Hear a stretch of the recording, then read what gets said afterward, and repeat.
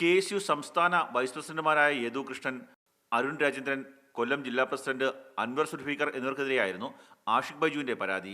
ഒരു സ്ത്രീ തനിക്കെതിരെ ബലാത്സംഗ കുറ്റം ആരോപിക്കുന്ന ഓഡിയോ ക്ലിപ്പ് പ്രചരിപ്പിച്ചു എന്നായിരുന്നു ആരോപണം. കോടതിയുടെ നിർദ്ദേശപ്രകാരം മൂവർക്കുമെതിരെ കേസെടുത്തതോടെ സംഭവം വിവാദമായി. തുടർന്ന് നേതാക്കൾ ഇടപെട്ട് നടത്തിയ ചർച്ചയിലാണ് സത്യാവസ്ഥ മനസ്സിലാക്കിയതെന്നാണ് ആഷിഖ് ബൈജുവിന്റെ പുതിയ വിശദീകരണം. കൊല്ലം ജില്ലാ കമ്മിറ്റി ഭാരവാഹി സ്ത്രീയെ ഉപയോഗിച്ച് ഓഡിയോ ക്ലിപ്പ് തയ്യാറാക്കിയെന്നും ആരോപണമുണ്ട്.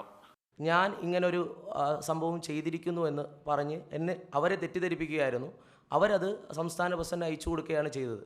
ഞാൻ ഈ CMB മൂവ് ചെയ്തപ്പോൾ ഈ പറയുന്ന ലേഡി ആരാണെന്നോ എന്താണെന്നോ ഒന്നും എനിക്ക് അറിഞ്ഞുകൂടായിരുന്നു. പക്ഷേ ഇവർ പറഞ്ഞതിൻ്റെ അടിസ്ഥാനത്തിൽ ഇത് ഇവർക്ക് അയച്ചു കൊടുത്ത ഒരു വ്യക്തിയും ഈ ലേഡി ആരാണെന്നും കൃത്യമായിട്ട് അവർക്ക് മനസ്സിലായി. എനിക്ക് പറഞ്ഞ് എൻ്റെ ആ തെളിവുകൾ അടിസ്ഥാനത്തിൽ എനിക്ക് മനസ്സിലായിട്ടുണ്ട്. പുതുതായി ലഭിച്ച രേഖകൾ സഹിതം പോലീസിനെ സമീപിക്കാനും ആദ്യം നൽകിയ കേസ് പിൻവലിക്കാനും തീരുമാനിച്ചിട്ടുണ്ട്. പരസ്പരം നടത്തിയ ചർച്ചയിലാണ് കാര്യങ്ങൾ വ്യക്തമായതെന്ന് ആരോപണ വിധേയരും പറഞ്ഞു. ഇതിൻ്റെ ഉറവിടം എന്ന് പറയുന്നത് വളരെ നാളുകളായി ആഷിഖുമായി വ്യക്തിവൈരാഗ്യമുണ്ടായിരുന്ന ഒരാൾ ക്രിയേറ്റ് ചെയ്ത് ആഷിഖിനെ രാഷ്ട്രീയപരമായി തകർക്കുന്നതിന് വേണ്ടി തയ്യാറാക്കിയ ഒരു വോയിസാണ് എന്നുള്ളതിനെപ്പറ്റി ഇവർക്ക് മനസ്സിലായി.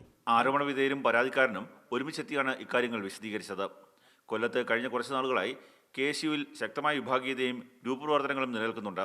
KSUവിലെ ഗ്രൂപ്പ് വൈര്യമാണ് കേസിലേക്ക് വരെ എത്തിയതെന്ന സൂചന നേരത്തെ ഉണ്ടായിരുന്നു. മാതൃഭൂമി ന്യൂസ്, കൊല്ലം.